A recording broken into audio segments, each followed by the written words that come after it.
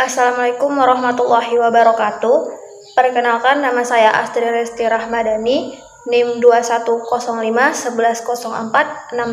Saya dari kelas PGSD 2021A. Pada saat ini kita akan membahas mengenai salah satu konsep dasar fisika yang dipelajari pada sekolah dasar. Nah, video ini dibuat untuk memenuhi tugas ujian tengah semester mata kuliah konsep dasar fisika. Materi yang akan kita bahas yaitu mengenai gerak. Pembelajaran mengenai gerak ini sendiri dipelajari pada kelas 1 semester 2 dengan kompetensi dasarnya itu membedakan gerak benda yang mudah bergerak dengan yang sulit bergerak melalui percobaan. Selain itu, pada kelas 3 itu semester 2 dengan kompetensi dasarnya itu menyimpulkan hasil pengamatan bahwa gerak benda dipengaruhi oleh bentuk dan ukuran. Gerak merupakan salah satu gejala alam yang setiap saat terjadi di lingkungan sekitar kita.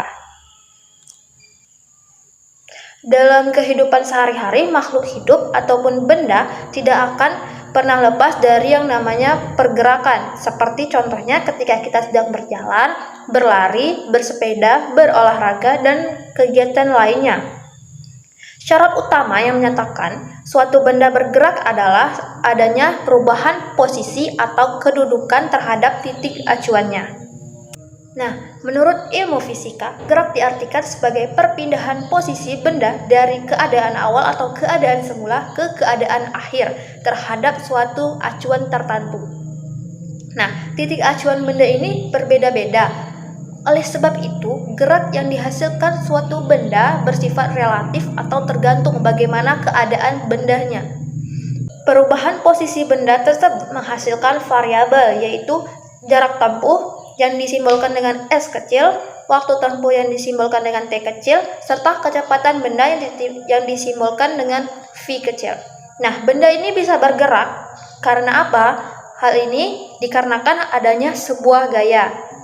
Pembahasan kita ini mengenai benda bergerak ini berhubungan dengan yang besaran jarak dan perpindahan.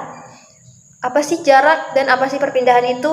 Nah, jarak ini merupakan panjang lintasan yang ditempuh benda bergerak, sedangkan pada perpindahan merupakan perubahan kedudukan atau posisi benda diukur dari posisi awal ke posisi akhir.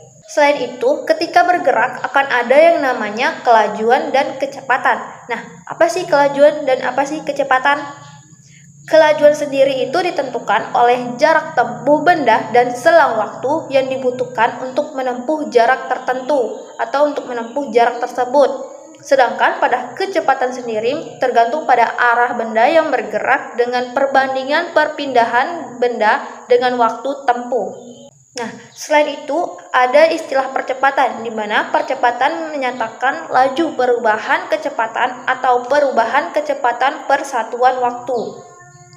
Apabila sebuah benda bergerak mengalami perubahan kecepatan tiap selang waktu tertentu, maka benda tersebut mengalami percepatan. Benda bergerak maka akan membentuk lintasan, di mana lintasan merupakan titik-titik yang dilalui benda bergerak tersebut. Nah, menurut lintasan tadi, ada nih yang dinamakan gerak lurus beraturan, di mana gerak lurus beraturan merupakan lintasan dari benda bergerak tersebut berupa garis lurus yang memiliki kecepatan tetap. Selain itu, ada yang namanya gerak lurus berubah beraturan, di mana gerakan ini memiliki lintasan garis lurus, namun kecepatannya itu tidak tetap atau berubah gitu, tidak teratur. Ada juga yang dinamakan gerak parabola dan gerak melingkar. Nah, gerak parabola ini merupakan gerak benda yang memiliki lintasannya itu seperti parabola. Sedangkan gerak melingkar ini memiliki gerak benda yang lintasannya itu berupa lingkaran.